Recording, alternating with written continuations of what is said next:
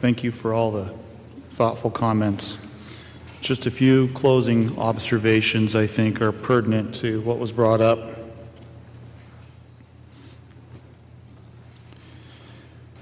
This language, for all intents and purposes, is analogous to the language, as the good senator from 16 was referencing, that had multiple moving parts in it in the tax policy arena.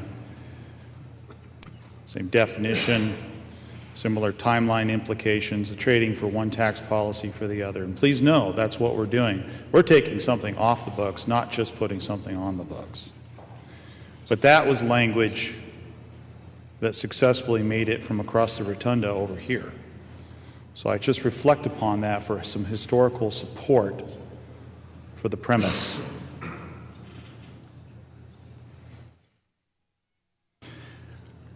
I used to sit in another world and work on education budgets, and I appreciate that responsibility, and I don't take it lightly. We have a lot of obligations.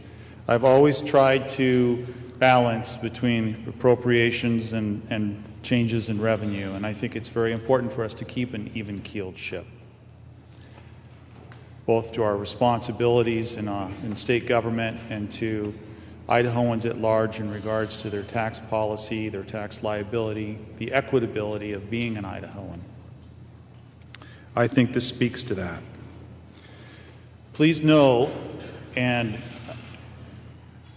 I'm trying to say this, Mr. President, as appropriately as possible. When you have something like this credit on the books, there's been open dialogue over the last couple of years about right, wrong, or indifferent, using it for a different application. It has a direct nexus to this tax policy. Anything else, anything that's been proposed or that's been talked about in the last couple of years has a huge tax liability shift from some of our constituents to others. This puts that to rest. I think that that is a great big plus between these tax policies. And this feels a little funny standing here having worked for so many years on the tax credit system, but I want to point out to you that the simplicity that has been mentioned in debate is true. It is a fact. And one facet of it, I think I've touched upon previously, is we have over 50,000 returns that are simply for the grocery tax credit via two different types of forms. We have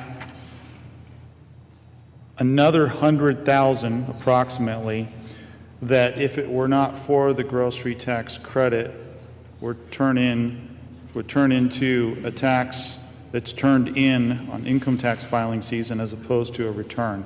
Think about the processing there on those returns. Aside from what was mentioned about whether or not that credit is really, in some situations, accurate on tax liability because of the use tax debate.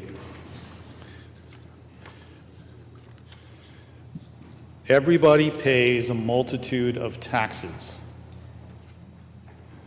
This is not, I know this didn't come up in debate, and I appreciate it, this is not the only tax some people pay.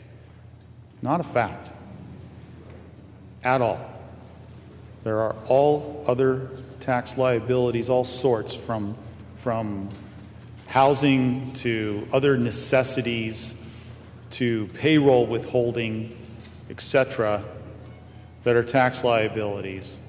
Nobody is just paying tax on food.